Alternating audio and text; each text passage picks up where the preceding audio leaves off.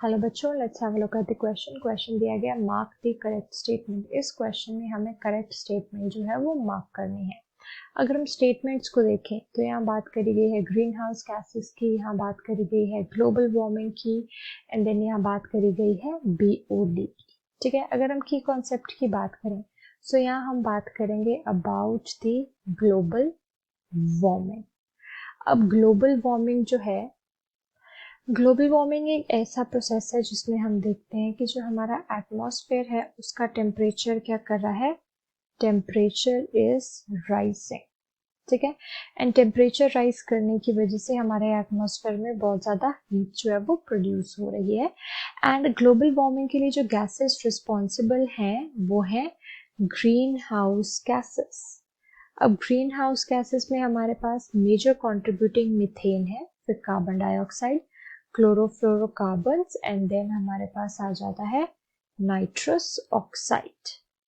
Okay, अब ये gases क्या करती हैं, ये गैसेस करती हैं एब्सॉर्ब एंड एमिट रेडिएशंस। ठीक है, जो रेडिएशंस होती हैं उनको एब्सॉर्ब करती हैं एंड एमिट करती हैं।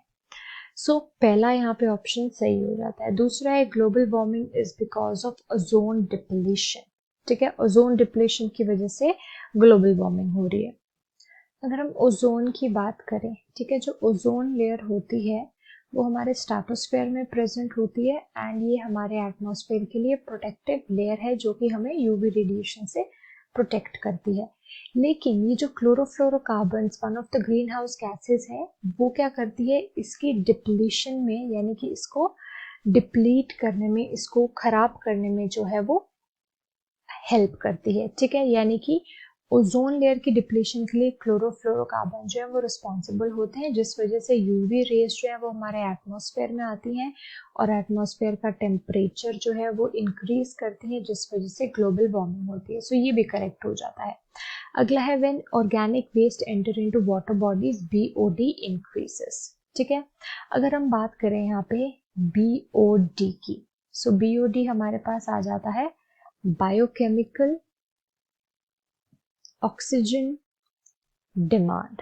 ठीक है, यानी कि हमारा जो वेस्ट वाटर है उसकी ऑक्सीजन डिमांड कितनी है।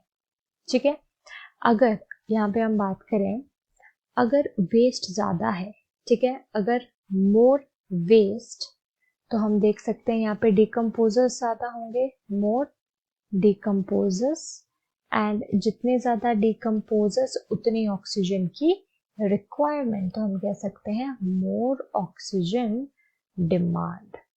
सो ये स्टेटमेंट जो है वो सही हो जाती है। So all of the above यहाँ पे बिल्कुल एक करेक्ट स्टेटमेंट है। So option D is right. So I hope you understood the question well. Thank you.